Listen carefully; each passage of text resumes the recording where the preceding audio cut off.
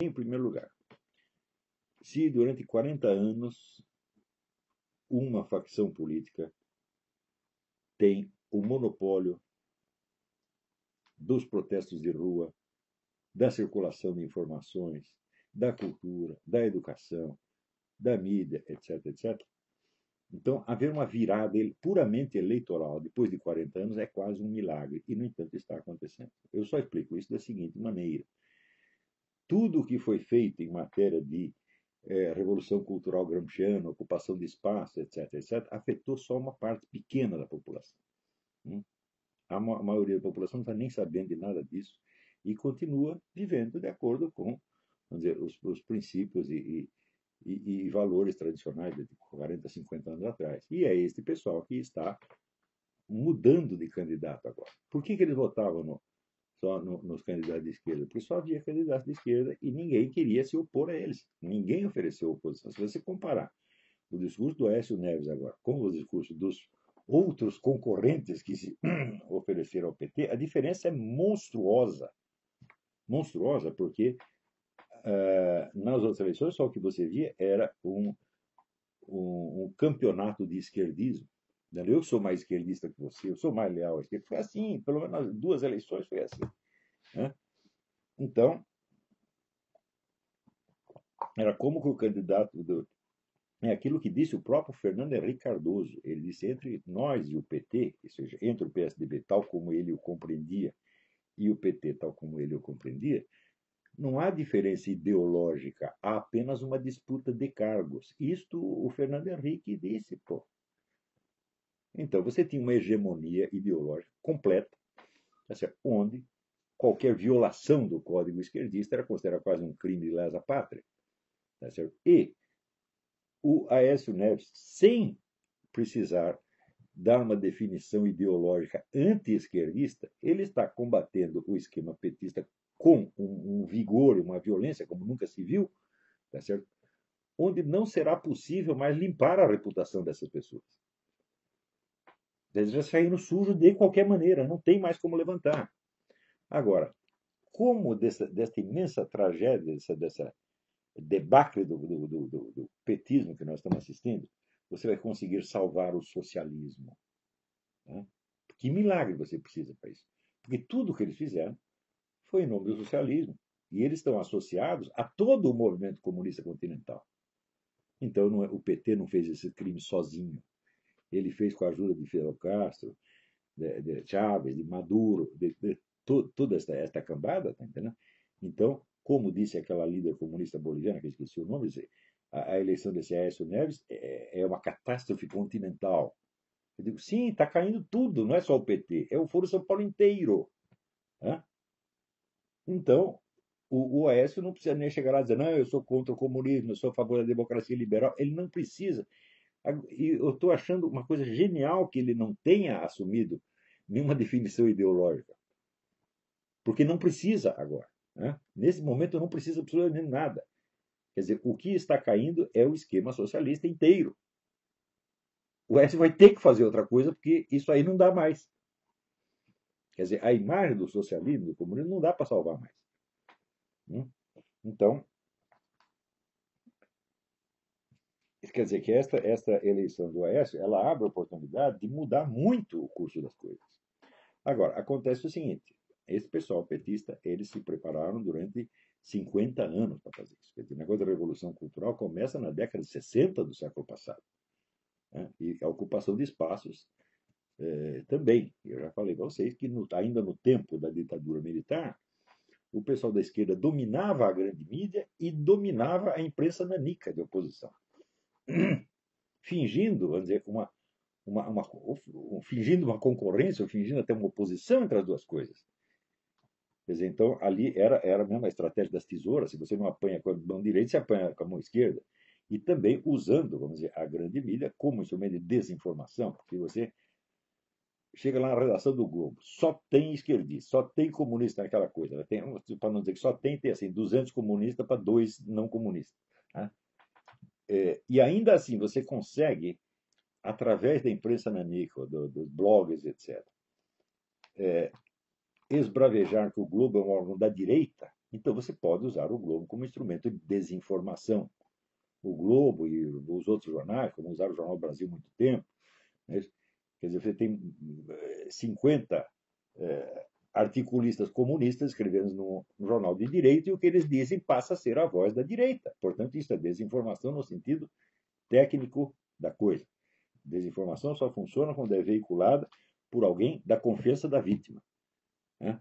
Então, para passar desinformação comunista, ele tem que parecer direitista. E daí a insistência desses blogs como vermelho.org e outros de chamar a grande mídia de direitista, quando eles sabem perfeitamente que não é, porque eles sabem quem são os camaradas que estão lá mandando, né? Então, graças a essa longa preparação, a ocupação de espaço se alastrou por toda parte e tomou praticamente o Estado inteiro. Isso quer dizer que o senhor Aécio Neves será eleito para presidir, dizer, um governo e um Estado que já estão contra ele, que já está todinho ocupado pelos inimigos. E ele vai ter que tirar essa gente de lá de algum modo. E ele não poderá fazer isso se ele não tiver. Se o apoio do eleitorado se limitar ao dia da eleição, ele ficará isolado e ele será destruído como Fernando Collor foi. Se bem que ele é incomparavelmente melhor do que Fernando Collor era só vaidade, era um absolutamente oco, tá certo? Que eu não votaria nele para gerente um posto de gasolina, mas é o tal negócio. A direita brasileira, tem um tempo que a direita brasileira é representada eminentemente pela família Marinho, né? E a família Marinho adora pegar um imbecil e colocar lá em cima, tá certo? Para poder controlar o imbecil. A família Marinho e outros, quer dizer, não é só eles. Então, eles nunca procuraram um líder de verdade, mas sempre figuras de fachada, como Jânio Quadros ou Fernando Collor. Quando aparecia um sujeito que tinha alguma substância, como Carlos Lacerda, não, isso não pode.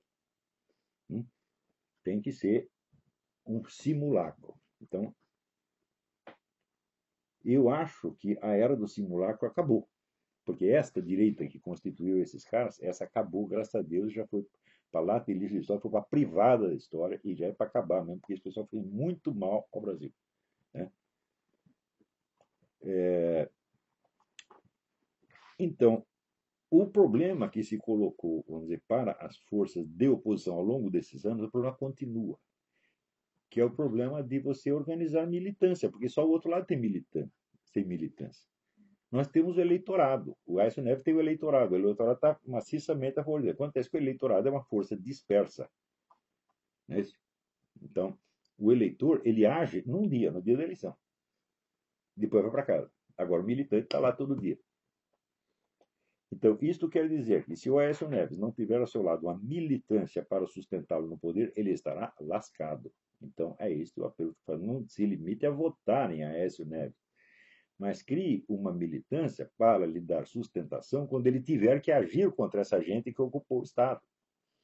O que fazer com essas pessoas? A minha proposta é muito simples. Eu acho que todos aqueles que usaram o Estado como instrumento para a prática de crimes devem ter os seus direitos políticos cassados para sempre, até o fim da sua vida, e devem ser proibidos de exercer qualquer atividade na educação e na mídia. Devem ser forçados a voltar à sua vida privada. Não deve ser posto na cadeia, não deve apanhar, não deve fazer nada de mal para o cara. Só vai e volta para a sua vida privada, volta para a sua insignificância, onde você nunca deveria ter saído. Isto é essencial para voltar ao país à normalidade mental. Eu já expliquei, até outro dia eu botei uma mensagem no Facebook dizendo que um desejo imoderado de subir socialmente acima das suas capacidades intelectuais, morais, psicológicas, é uma doença mental. Não é normal que uma pessoa como Dilma Rousseff queira ser presidente da República. Não é normal que ela pense em ser. Né? Porque ela tem que dizer, eu não tenho capacidade para isso. Né? Lula também. Não. Eu, Olavo Carvalho, não tenho capacidade para ser presidente da República e não penso em ser. Né? Então, eu me apresento para fazer o que eu posso fazer. Agora, o desejo de você subir muito acima das suas capacidades, é claro que é doença mental. Só que nós infestamos de doentes mentais esta coisa. Né? E esta palhaçada tem que acabar. Quer dizer, você bota lá um analfabeto, presunçoso, criminoso, etc. E você, em seguida, faz questão de simular que está tudo normal. O que eu saiba é o seguinte: como se lida com doente mental? É através da psiquiatria. Como se lida com criminoso? É através da polícia e do sistema judiciário. como, vamos dizer, a capacidade de discernimento psiquiátrico acabou e como o sistema policial e judiciário também não funciona, sobrou o quê? Só a via eleitoral. Então, em vez de colocar os criminosos na cadeia, você tem que concorrer com eles na eleição, que é exatamente o que aconteceu agora. Essa eleição nunca deveria ter acontecido. Por quê? Partidos que estão vinculados, que estão subordinados a organizações estrangeiras, são partidos ilegais. E eles teriam que ter sido fechados já 20 anos atrás. A hora que criou o Foro São Paulo para fechar o partido no dia seguinte. Você criou o Foro São Paulo, você criou uma organização que está lá, a FARC, está lá o Bio Chileno, está lá aquele bando de narcotraficante, e você está lá fazendo planos em comum com eles, tem que fechar o partido na mesma hora. Né? Não, as coisas não precisavam ter chegado a este ponto. O pessoal falou, anos atrás, falou de década perdida. Falaram, mas já são muitas décadas perdidas, são quase um século perdido. Entendeu? Por quê? Porque o Brasil criou, vamos dizer, este fetiche eleitoral de que democracia consiste em ter eleições. Democracia é muito mais do que eleição. Democracia precisa ter um sistema judiciário que funcione. Democracia tem que ter um jeito de botar os criminosos na cadeia. Né? E democracia tem que se basear, vamos dizer, em valores de racionalidade e de razoabilidade que correspondam ao senso comum da população. Não é isso?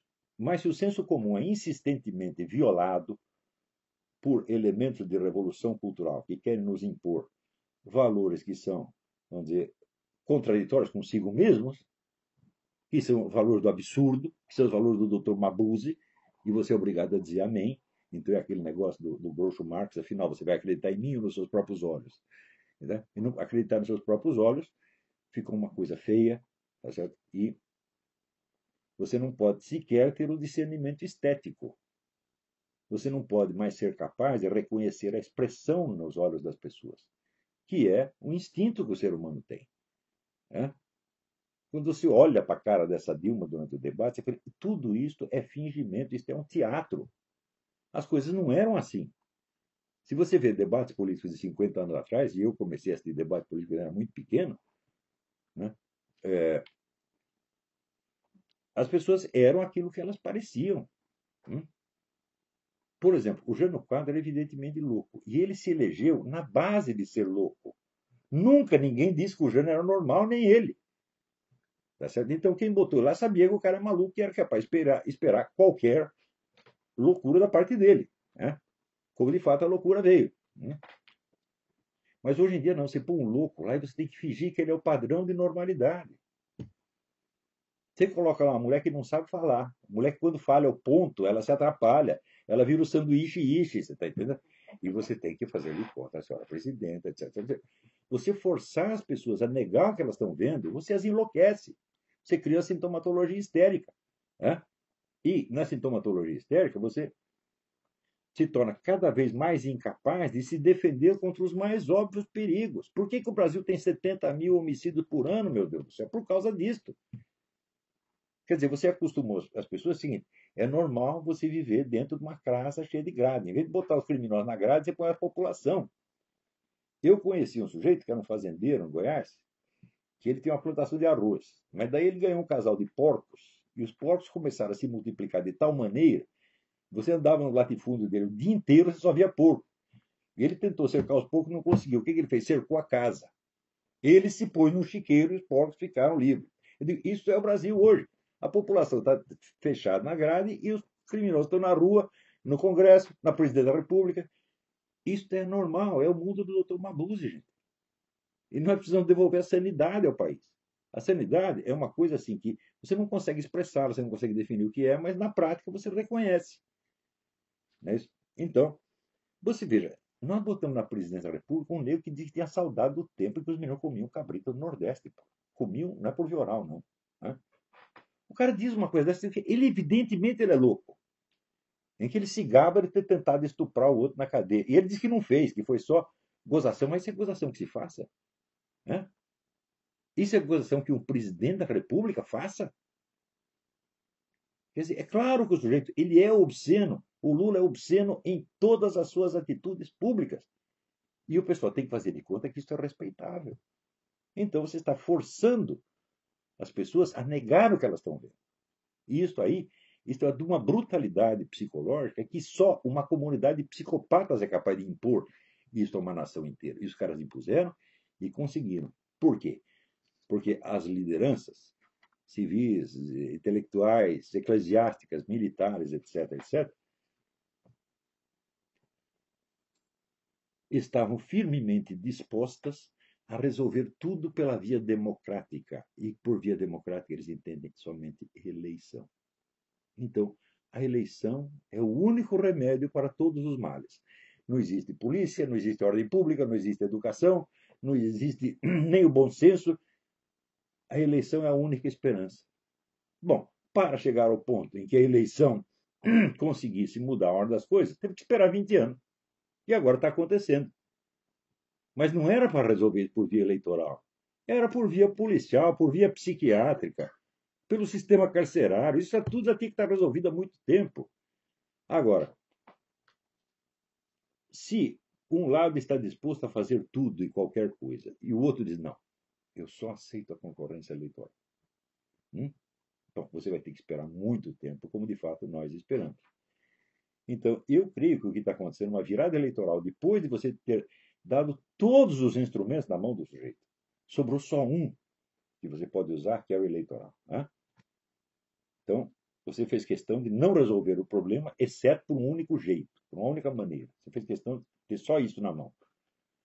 E Deus ainda te deu a chance de você conseguir resolver por esta via. Nós temos que merecer isto. E qual é o modo de merecer? O seguinte, se o Eisenhower foi eleito, no dia seguinte, nós temos que fazer com esses camaradas o que os russos fizeram com Napoleão Bonaparte. A hora que o nego caiu e saiu correndo, tem que sair mordendo a bunda deles, tá entendendo? Tem que expulsar toda essa pessoa da vida pública para sempre. Senão, não é normal ter uma pessoa como Dilma Rousseff, eu digo, nem num parlamento estadual. Não é normal você ter incapazes. E não é normal ser feio você chamar o incapaz de incapaz. Né? Então, você vê o que eles quiseram instituir foi, vamos dizer, o igualitarismo radical. O negócio do igualitarismo começa com a proposta econômica. Vamos eliminar as diferenças econômicas injustas. Depois ampliar mais um pouco. Vai acabar com as diferenças econômicas injustas e com as justas também. Não, não basta as diferenças econômicas, tem que ter as diferenças sociais. Não pode ter diferença social. Não pode ter diferença educacional. Não pode ter diferença intelectual. Não pode ter diferença estética. O feio tem que ser igual ao bonito.